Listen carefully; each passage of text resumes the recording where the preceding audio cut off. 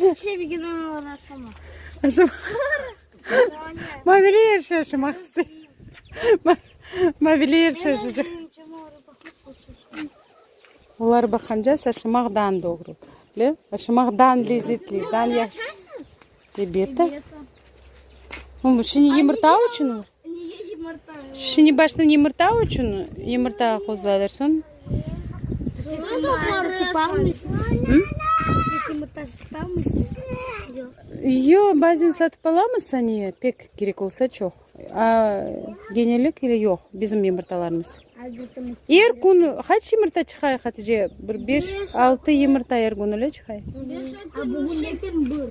Ну da nerede onun için sen? Akşam öyle mi bana? Akşam babana. Akşam babana. Anne babanı kırıyor. Ben göstereyim.